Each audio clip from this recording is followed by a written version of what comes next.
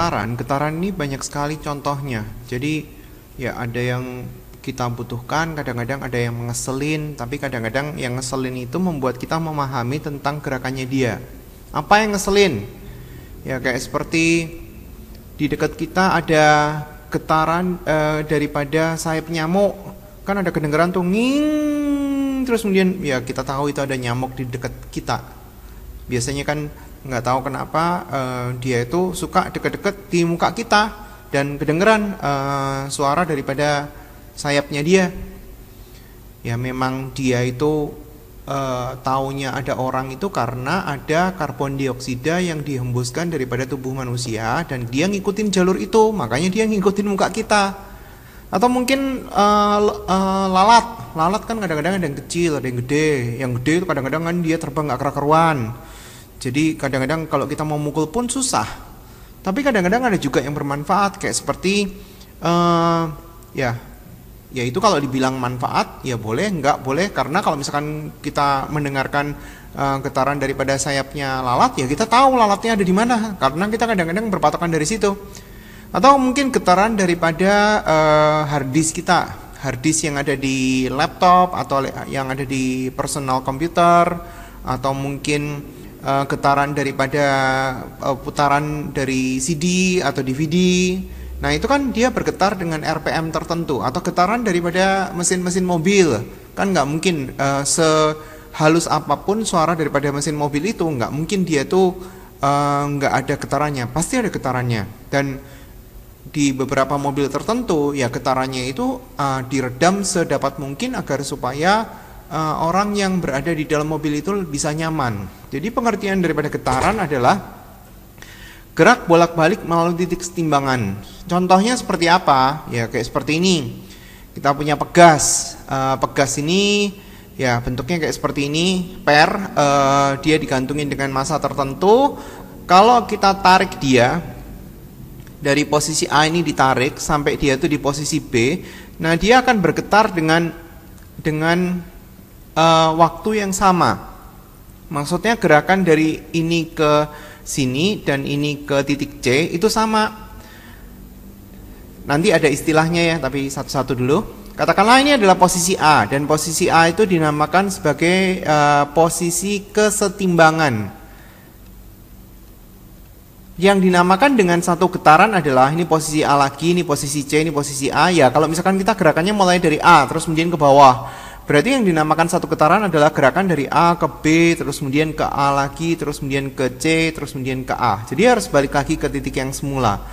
Kalau misalnya kita gerakannya dari B ke atas ya, B ke A, terus kemudian ke C, terus kemudian ke A, harus balik lagi ke B. Atau mungkin dari A, gerak ke atas dulu ke C, terus kemudian ke A, terus kemudian ke bawah ke B, terus kemudian ke A, itu juga termasuk satu getaran. Atau mungkin dari atas, dari C ke A, terus kemudian ke B, balik lagi ke A, balik lagi ke C, itu dinamakan satu getaran. Jadi bagaimana kalau getarannya itu dari C ke A? Ya berarti itu cuma 1/4 getaran. Karena dari C ke A, terus kemudian ada lagi, terus kemudian baru ke atas lagi. Nah itu kan baru 4 gerakan kan. Ini ke sini berarti satu gerakan, karena ini adalah satu gerakan dari total 4 gerakan, berarti itu adalah 1/4 daripada getaran. Sama dengan istilahnya itu namanya bandul. Jadi kayak seperti kita punya tali, terus kemudian digantungin beban, digantungin massa, terus kemudian kita gerakin seperti ini. Nah yang dinamakan dengan satu getaran adalah gerakan misalnya dari M. Berarti posisi L ini adalah posisi kesetimbangan ya. Kan dia balik lagi ke situ. Jadi posisi yang dia tuh dilewatin terus menerus bolak-balik. Kalau dia gerakan awalnya dari M, berarti ke L, terus kemudian ke K, terus kemudian ke L, ke M lagi. Itu dinamakan sebagai satu getaran. Jadi kalau ini satu ini berarti 1/4 getaran, 1/4 getaran, 1/4 getaran, 1/4 getaran. Atau misalnya kita dari L ke M dulu, terus kemudian ke L, terus kemudian ke K, terus kemudian baru ke L, itu juga satu getaran. Atau misalnya dari L mau ke sebelah kiri dulu, ke K, terus kemudian ke L, terus kemudian ke M, terus kemudian ke L. Atau misalnya kita gerak dari K ke L, terus kemudian ke M, terus kemudian ke L, terus kemudian balik lagi ke K. Nah itu dinamakan sebagai gerakan satu getaran sempurna. Pada saat kita bicara tentang istilah-istilah yang ada di getaran, itu ada dua, yaitu adalah yang pertama adalah periode. Periode itu pengertiannya adalah waktu. Waktu untuk melakukan satu getaran. Satu getaran berapa? Berapa detik atau berapa menit.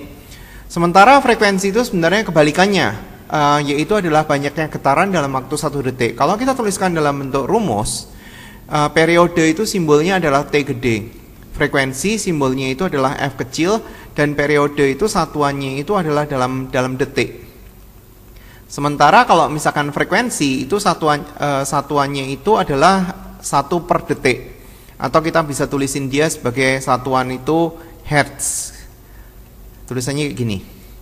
Kalau kita mau nyari tahu periode karena dia tuh urusannya itu sama waktu, berarti kita nyarinya dari T dibagi sama N. Dalam hal ini T kecil itu adalah waktu, sementara N-nya ini adalah banyaknya getaran. Nah, untuk frekuensi, karena frekuensi itu adalah kebalikan daripada periode, rumusnya tinggal dibalik, berarti jumlah getaran dibagi sama waktu. Ini adalah rumus untuk frekuensi, di mana antara mereka berdua, antara frekuensi sama periode, hubungannya adalah kebalikannya, F sama dengan 1/T atau T sama dengan 1/F. Nah, sekarang kita coba latihannya. Sayap seekor lalat bergetar 100 kali, berarti di sini adalah N, dalam waktu 20 detik. Kalau kita mau nyari tahu periodenya, berarti ya sebenarnya kita bisa manual aja atau kita bisa pakai rumus. Kalau kita mau manual berarti gini. 100 getaran dalam waktu 20 detik. Ya, kalau kita mau nyari tahu frekuensi, berarti ini harus diubah ke 1 getaran. Dari sini mau ke sini, berarti kan dibagi sama 100 kan? Berarti ini mau ke sini juga dibagi sama 100. Berarti kesimpulannya 20 dibagi sama 100 adalah 1/5 detik. Nah, ini berarti adalah waktunya, waktu untuk melakukan 1 getaran. Nah, kalau kita mau pakai rumus gimana? Berarti karena T ini urusannya sama waktu, berarti waktu dibagi sama jumlah getaran. Waktunya 20, jumlah getarannya 100, ya dapatnya sama kan ya. Kalau kita mau nyari tahu frekuensi, frekuensi itu adalah banyaknya getaran dalam waktu 1 detik. Berarti kalau misalkan kita mau cari, ya berarti jumlah getar dibagi sama waktunya. Jumlah getarnya 100, waktunya adalah 20. Berarti frekuensinya itu adalah 5 Hz. Sekarang kita latihannya.